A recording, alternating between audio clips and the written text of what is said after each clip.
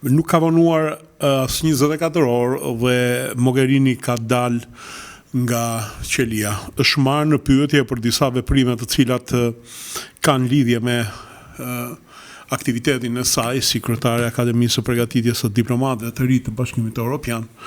Dhe ajo mbasi ka sqaruar ka dalë jashtë. Ndërkohë nuk ka vonuar përplasja politike në perëndim në Bruksel, duke quajtur këtë një hap të qarqeve filorusa. Në fakt, nëse del që Mogherini nuk është e përzier në afera financiare, atëherë duhet thënë që me të vërtet Moska ka gisht.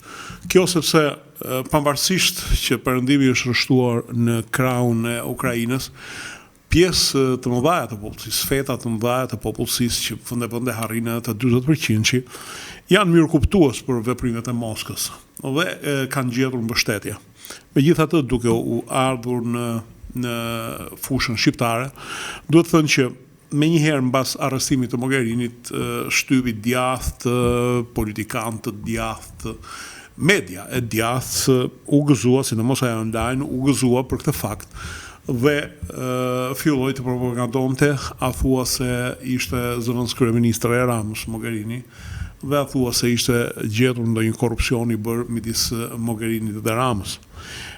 Kuptohet që bënin asociacionin e tyre që bja Ramës po i arrestohen të gjithë dhe doli që edhe Mogherini pas ka qenë njeri i Ramës, siç po del që edhe Rama i bë ka presion drejtësisë së Brukselit për ta liruar Mogherinin.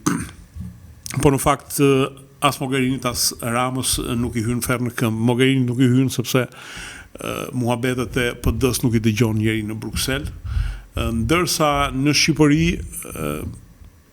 pazari është i ndarë.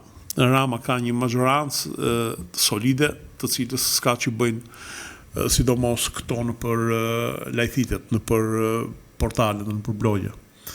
Por natyrisht që e dëmtojnë PD-n, sepse ata zyrtarë të lartë që kanë antena për të marrë vesh se çfarë bëhet në Shqipëri, e din këtë lloj qasje.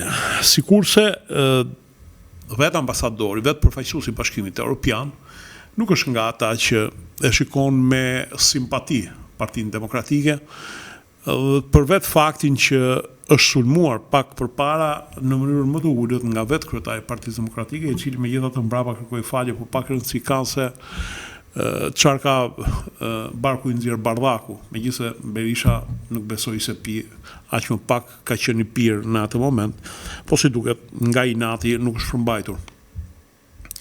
Dhe dua të them që me këto sulme të vazhdueshme që i bën zyrtarëve të Bashkimit Evropian, PD-ja në fakt po i bën gropën bedhës.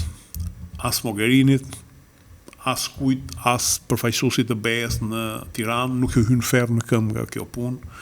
Përkundrazi, ju rritën kuotat, kishin përmendur Vllahutinin që pas ka bler një vil më shtrenjtë se sa vlera reale e saj.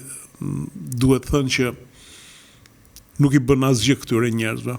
E vetmja gjë që i bën është që i nxirr faqen këtij vendi, duke thënë shiko çfarë llazoresh janë si japin gojës, por mbi të gjitha janë nxirr faqen betes, duke e bërë pushtetin që të shikohet me teleskop.